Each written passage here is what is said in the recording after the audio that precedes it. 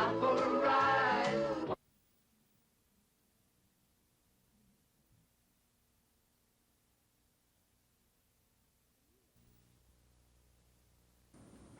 Immediately following the opening of the meeting, Commissioner Chris Whatley restated his opinion that this is a complaint case and moved that the commission dismiss it. Commissioner Juanita McDaniel said she would agree to the motion if the commission would rule on a rate request within 30 days. When that didn't meet with Whatley's approval, Commissioner Jim Ziegler moved to have Whatley's motion dismissed. It was by a vote of 2-1. Ziegler then presented his compromise proposal. It allows Alabama Power Company to add a surcharge to November bills only in order to raise the company's earnings to the level recommended during the previous hearings. However, if the utility is earning less than recommended, it will be allowed to continue the surcharge on a monthly basis. It also suspends the increase on residential customers during the months of January and February. Following the passage of the proposal, no one involved seemed satisfied, including Ziegler. An Alabama Power Company spokesman says the utility needs more money in order to fulfill its obligations and will probably appeal the order. The company needs more than that to fulfill its obligations to the public. We're now spending more money at the present time than we should because of the attacks made by the governor and other people in the state in recent years. We should have rates that will do the job. Our rates compare favorably all across the United States. The issue before the public today was whether or not there should be a rate decrease. Any commissioner who takes it upon themselves to initiate an increase in rates is working against the public interest, and they're not fit to continue to serve in public office. Immediately following the PSC meeting, Attorney General Bill Baxley called a press conference to say a request for an injunction against the utility will follow immediately. This is clearly an illegal action that was taken this morning. It is a horrible Thanksgiving and Christmas present to the people of Alabama, raising their bills at the rate of nearly $600,000 a day. And it's totally unjustified as a matter of law. Montgomery County Circuit Judge Joseph Phelps has set a hearing on the case for 9 o'clock Monday morning. The discussions at this table ended with the Attorney General and Commissioner Ziegler each holding his previous conviction. However, if Baxley is unsuccessful in keeping the power company from collecting this increase, the utility's customers could begin paying an additional $624,000 a day as early as next Tuesday. From the Attorney General's office, Janet May, WSFA TV News. The Apalachicola River winds through the panhandle of Florida on its way to the Gulf of Mexico. This river is made up of the Flint and Chattahoochee rivers. The Flint drains southwest Georgia, and the Chattahoochee borders Alabama and Georgia. It's the Chattahoochee River that provides the state docks at Columbia, Eufaula, and Phoenix City with access to the Intercoastal Waterway and the Gulf of Mexico for shipping. The state of Florida wants to establish what is called an estuarine sanctuary in Apalachicola Bay and possibly the last 20 miles of the Apalachicola River. Today, Governor George Wallace sent a letter to Secretary of Commerce Juanita Krebs asking for a delay in the naming of such a sanctuary.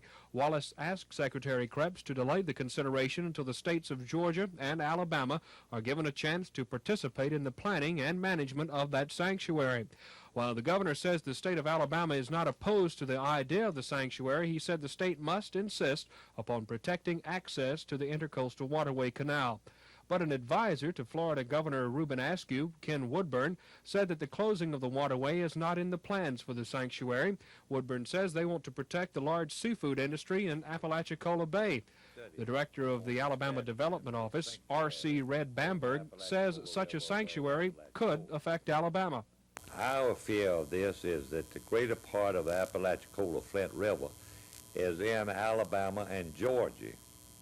And we have a feeling that if such a sanctuary is established, that it could have a tremendous impact on the development of industry along the river, because we could see that rules and regulations created by establishing this sanctuary would prevent any commerce through the sanctuary, and as a result of that, we wouldn't have any use for the locks and dams and the river above Apalachicola, Florida, and the sanctuary. The state of Florida continues with its plans to create the sanctuary at Apalachicola Bay, Florida. Whether or not those plans include input from Alabama and Georgia remains to be seen. Dennis Latham, WSFA TV News.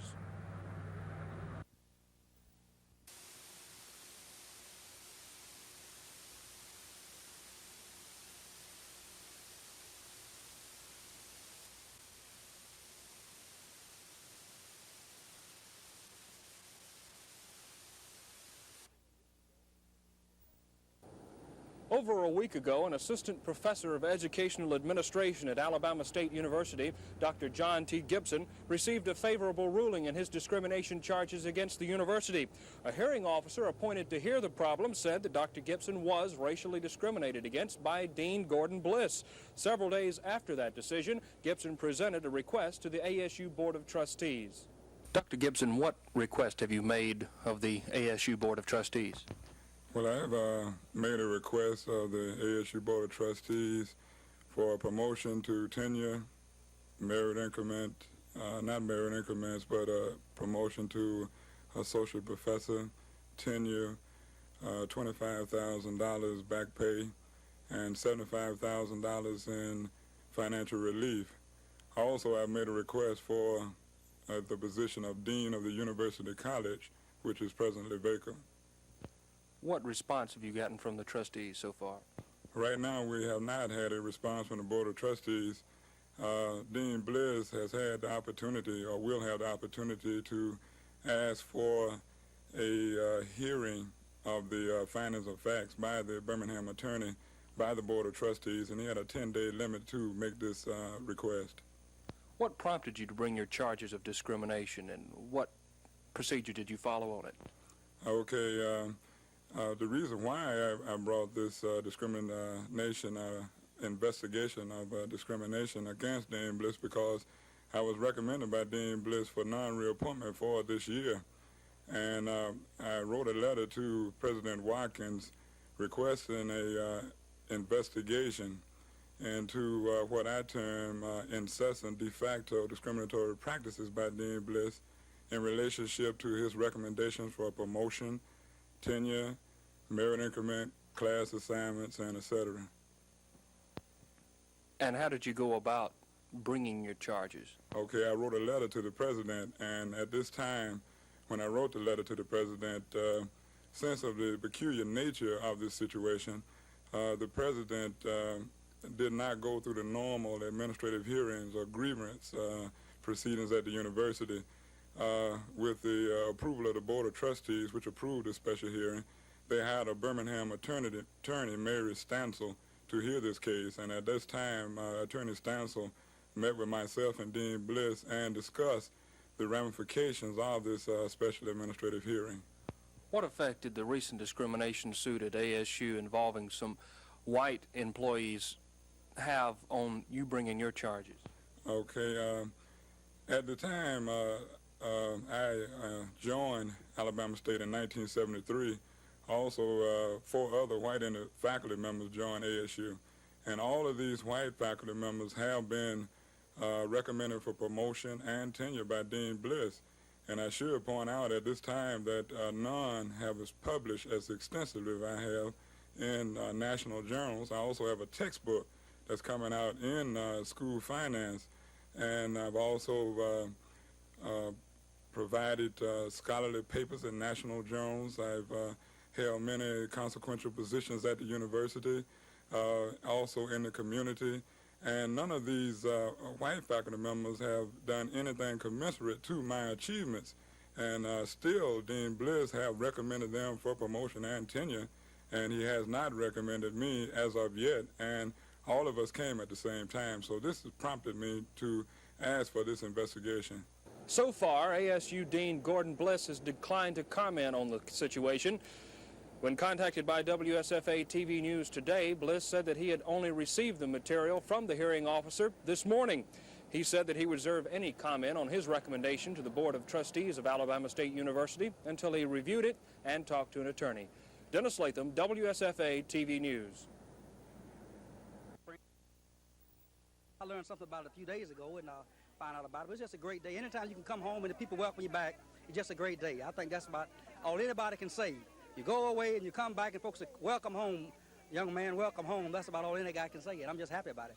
What was your first reaction to all this celebration? Don't know whether I deserve it or not, frankly. I really don't. I think I've done some things, but my life is still in front of me, and I just don't know whether I deserve all of this or not, but I still appreciate it. I feel so nice of them because oftentimes people don't welcome you back home, but I don't know whether I deserve it or not. Whatever little I've contributed, I've tried to do it for mankind, and I'll keep trying to do it for mankind. And it's just a great day for me, and it's so nice of the people to welcome me back and have this day for me. And this particular night, they're having a banquet tonight for me, and I understand several of my political friends are to be in town, and some of my other associates. So it's just a great day for me. If the people of Connecticut County feel that they ought to have a Jubilee Day for Joe Reed, welcome. But I still wonder whether or not I deserve it or not. I just don't know whether I've done enough at this point or not to deserve it. But I still welcome it and I appreciate it.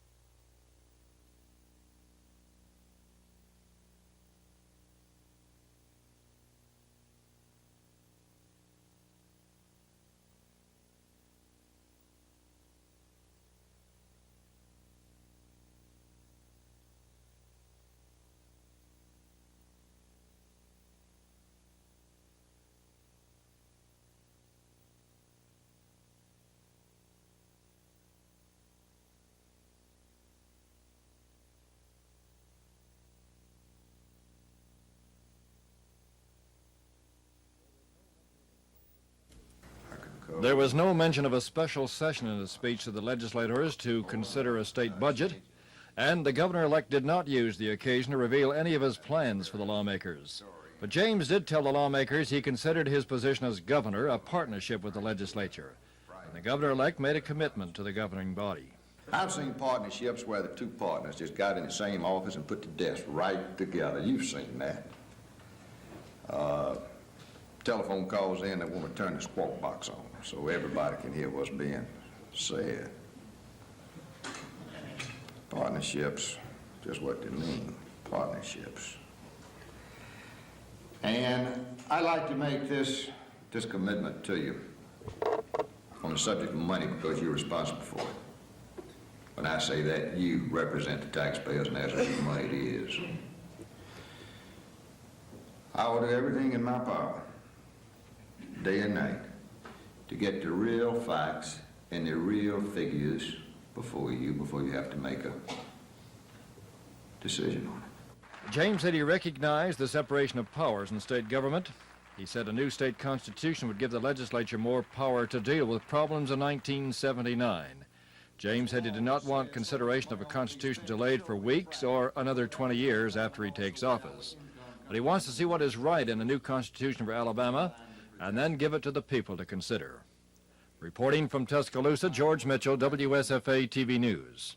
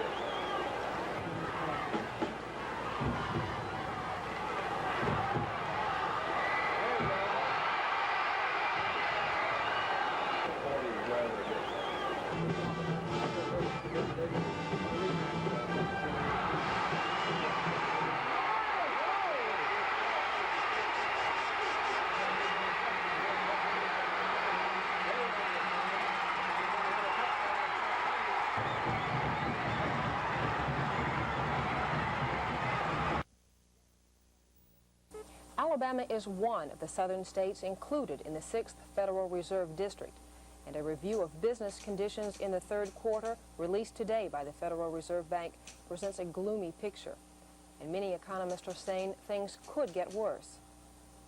The review shows a slowing trend in the areas of bank deposit growth, retail sales, farm prices, and employment. But at the same time, short-term borrowing costs rose rapidly in October and early November. Mortgage rates are continuing to climb, and interest rates are moving up sharply. Just last Friday, many large banks across the country raised their prime lending rate to 11%. It's considered just a matter of time before the majority of banks in Alabama raise their prime rates to 11%. That's the highest rate since November of 1974. The record is 12%.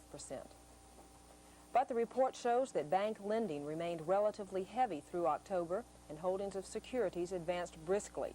Non-residential construction contracts were up in September, but residential construction contracts were at their lowest point since February. Bad news for the farmer. Prices received by farmers dropped in October. Lower prices for hogs and broilers offset price increases for several crops. Cattle prices continued to climb as livestock slaughter extended a sharp downtrend, with cattle and calves posting the largest decline. Egg prices rose as the onset of colder weather threatens a decrease in the supply of eggs. And loans at banks in agricultural areas rose further in October. In short, the Reserve Bank's report indicates higher prices, slower growth, and it lends credence to those economists who are drawing an even more serious economic picture in the near future. Glenda Webb, WSFA TV News. You've got a lot of Auburn fans mad at you over this latest move. What is your reaction to all the criticism that you've been getting since this came out? Well, I don't think I have a lot of Auburn fans mad at me. I've gotten in excess of 300 phone calls and letters, and out of all those phone calls and letters, I only had 2 individuals that took a negative approach to what we were trying to do. So I don't agree with that statement. I think there's a lot of Auburn people supporting what we're doing. Now, I'm sure there's some that's not supporting what we're doing, but the reason that they're not supporting what we're doing is because they don't understand the problems to the great depth and length that we understand the problems. And I think if everybody understood the problems and knew the facts of the situation within the athletic department and the leadership and philosophy situation, I think they would be supporting us. Well, an Auburn newspaper had an editorial very critical of your move. They're saying that Auburn is now in its winning season, that they won the SEC All-Sports Trophy last year, that things are improving in the athletic department, and things are looking better. Well, you're talking about the Auburn Plainsman, and the Auburn Plainsman is controlled by the administration of Auburn University, so we couldn't expect any different from the Auburn Plainsman. And if the editor of the Auburn Plainsman really wanted to be responsible and give responsible journalism, I would be happy to give him an appointment and sit down with him and go over the facts. And after he has the facts, if he would unbiasedly publish as the facts dictate, then I would accept more what he would have to say than what he did say, because he was off base in what he said because he doesn't know what the facts are.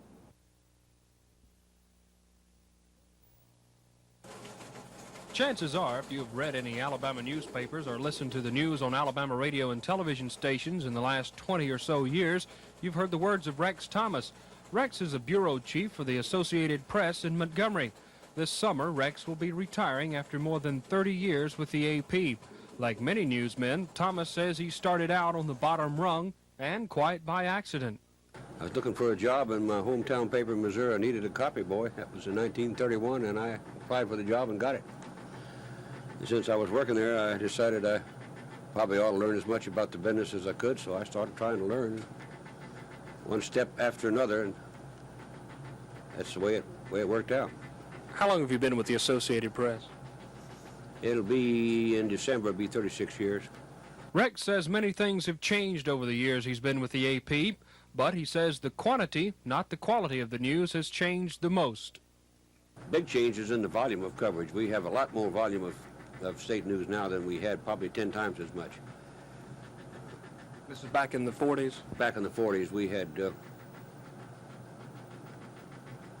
because of our limited facilities, and it's just we just hadn't grown up as much then as we have now. What are the plans for Rex Thomas when he retires? Dennis, I figure that there are probably somewhere in the neighborhood of 9 million big-mouth bass that I haven't caught. And I intend to spend most of my time going back one at a time trying to get them and trying again to get them. And I'm going to work on that real hard. In addition to his news writing duties, Rex has covered Auburn football for the last 33 years. Yesterday's battle between Auburn and Georgia was the last in a long line of events for the veteran newsman to cover. He says he might not be completely absent from the news scene. There is a chance that he will write a weekly column. Dennis Latham, WSFA TV News.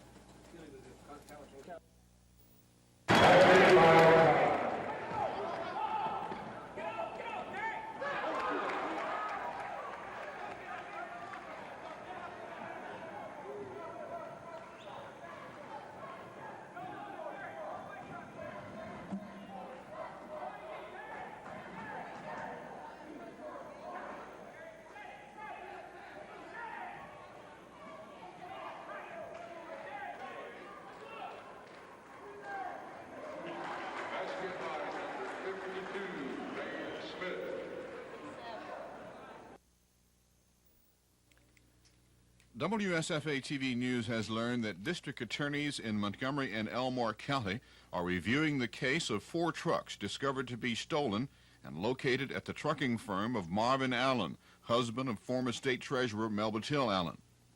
Alabama Bureau of Investigation officers are trying to determine whether Allen knew the trucks were stolen. According to our information, Allen told investigators he didn't know the vehicles were stolen. WSFA TV News has also learned from sources that Allen leased the trucks from Dr. J. Byron Pennington, the Nashville, Tennessee educator who is under indictment in Montgomery County for trying to buy grand jury documents pertaining to former State Treasurer Melba Till Allen's misuse of office cases.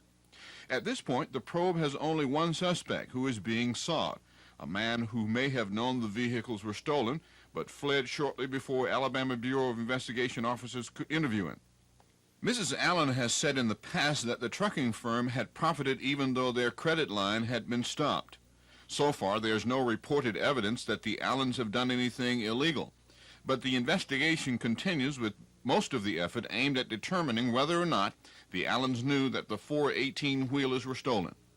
Meanwhile, Dr. Pennington's case is still before the grand jury. This is Norman Lumpkin, WSFA TV News reporting. Well, of course, the first thing we've got to do is read the order. We haven't received an official copy of the order from New Orleans. And when we do, we will have to convene with the attorneys who will advise us as to exactly what the options are. And of course, this is a necessary increment of Alabama's farming milk-producing industry is the quota system. And so I feel sure that the Dairy Commission will want to follow through and maintain some sort of equity within its marketing regulations to preserve and enhance the milk-producing industry here. So we will have to, first of all, read the order, then consult with the attorneys and make a determination as to whether or not we will seek a rehearing or appeal the thing on up to the United States Supreme Court. There are some that say that this might put an end to the job of the Dairy Commission. Well, the job of the Dairy Commission is multi-purpose, this being only one segment of it, pricing being one, and quotas and auditing and et cetera. This ruling did not do away with a quota system. It just simply said that that segment of our quota system as applied in this particular instance was to be ruled unconstitutional. So we will still have, I assume, a quota regulation of some sort, even if we lose in our appeal process.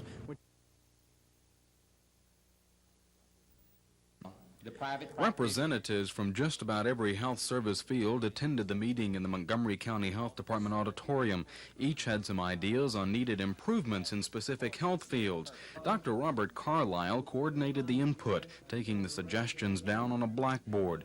The group spent quite some time on the area of emergency medical services. A letter of complaint from a health service consumer was taken into the record, and several examples of problems people have encountered with emergency treatment were given.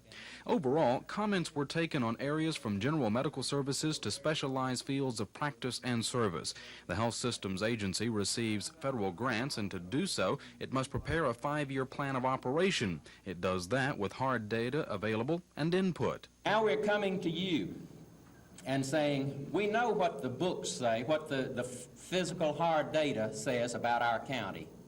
Now you tell us what you believe to be the greatest health needs in our county.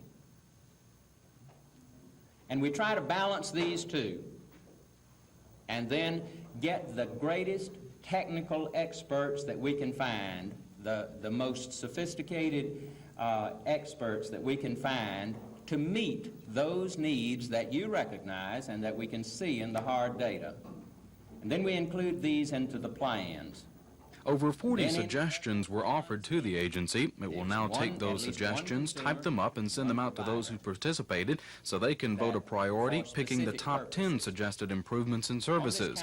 This is the agency's 14th such meeting, having already received input from 13 of the 17 southeast Alabama counties. Chris Grimshaw, WSFA TV News. Most of the people packed into the House chambers were relatives and friends of Donald Stewart who came to see him take the oath of office. Stewart's wife, Lulu, held the Holy Bible as her husband swore to support and defend the Constitution of the United States and faithfully discharge the duties of his office. Alabama Chief Justice C.C. Bo Torbett conducted the ceremony.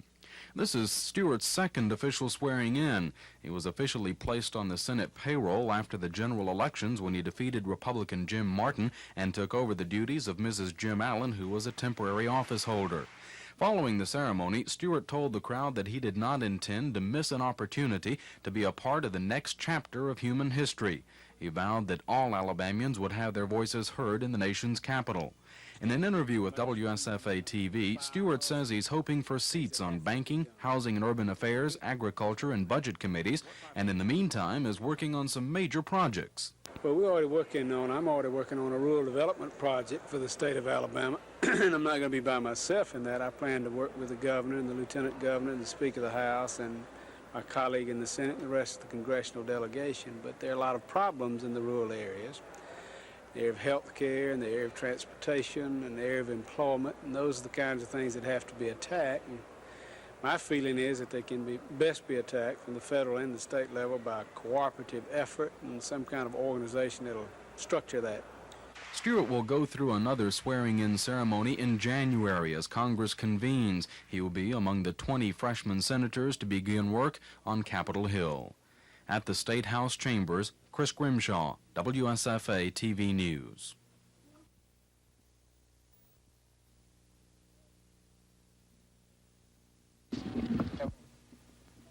Have the rest of these names? Damn, you gotta show you ID.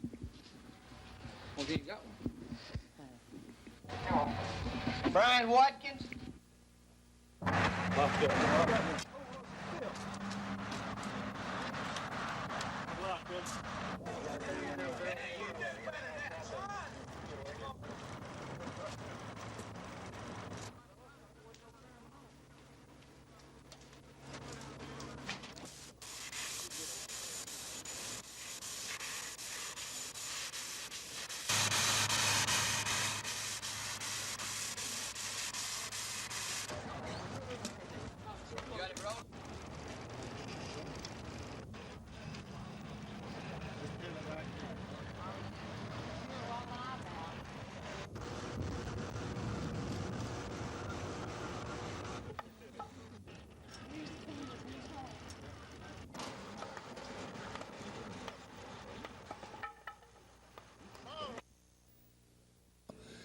We're going to get everybody, the freight haulers, these company drivers that haul are working now for about 8 or 10 cents a mile. This is ridiculous wages for a man to spend 7 days a week away from home and to still get less than $100 a week, $150 a week take-home pay. This is ridiculous. It's the same. Right now, we're working under the minimum wage law, and we're not going to tolerate it any longer. What kind of impact could this have on the produce farmers and the markets, et cetera, throughout the state? It's according to how long Congress responds to our needs. If it takes them 6 months, you won't be able to eat. We intend to make it effective at midnight, Thanksgiving night. We want no one to load or unload produce, to load produce in anywhere. We intend to stop it. You're aware the Congress is out on vacation now. They'll be back. We can wait. They can come back in session. We waited all our lives. We've been slaves this long. We can wait longer. We're not going to be denied.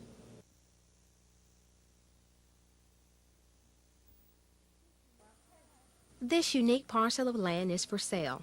It comes complete with gigantic 50-feet bamboo, one of the largest American beech trees in the state, loblolly pines, and a crystal clear stream. And as an added feature, there are also flowering trees and shrubs. This week, the Prattville Spinners Club, a nonprofit women's organization, will begin a fundraising drive in order to secure $45,000 to purchase the land. The club members would like to see the land made into a wilderness park. They say the bamboo has already fallen prey to furniture lovers and lumberjack-minded little boys. However, Pat Benedict says the land still boasts much of its aesthetic charm. We're encouraging people to use it for early morning worship services, or for bird watching, or for amateur photography, or just walking through the woods. This area first brought to your attention? About a year ago, we had a speaker from the Air Force come and talk to us about, in general, survival training and Alabama, the interest in conservation in the state of Alabama.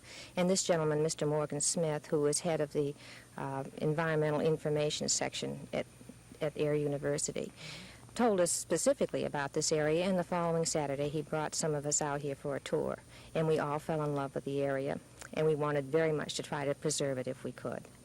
If the Spinners Club is successful, this forest, which once served as a survival ground during the Vietnam War, will become the first wilderness park in Prattville. From the bamboo forest in Prattville, Janet May, WSFA TV News.